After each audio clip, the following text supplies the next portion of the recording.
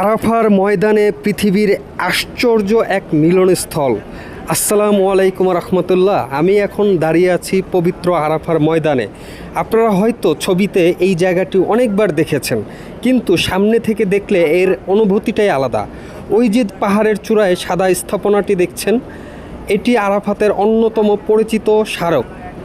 এই পাহাড় এবং আশেপাশের স্থানকে ঘিরে রয়েছে হজের অসংখ্য ঐতিহাসিক স্মৃতি। কিন্তু আজ আপনাদের অন্য একটি বিষয় দেখাতে চাই। একটু চারপাশে তাকান, এখানে আপনি এমন অনেক মানুষ দেখতে পাবেন যারা পৃথিবীর একেবারে ভিন্ন ভিন্ন দেশ থেকে এসেছেন। ভাষা আলাদা, পোশাক আলাদা, দেশ আলাদা, সংস্কৃতি আলাদা, কিন্তু এই ময়দানে এসে সবার পরিচয় একটাই: আল্লাহর ঘরের মেহমান। ভাবুন তো, পৃথিবীর কত প্রান্ত থেকে মানুষ এসেছে শুধু একজন আল্লাহর কাছে হাত তুলে নিজের পরিবারের এবং পুরো উম্মার জন্য দোয়া করতে।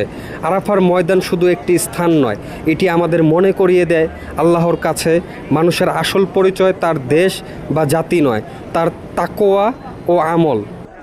আপনি কি কখনো আরাফার ময়দানে এসেছেন? কমেন্টে জানাবেন। আর যারা এখনও আসতে পারেননি, আল্লাহ যেন তাদেরকেও একদিন এই ময়দানে দাঁড়ানোর তৌফিক দান করেন। আমিন।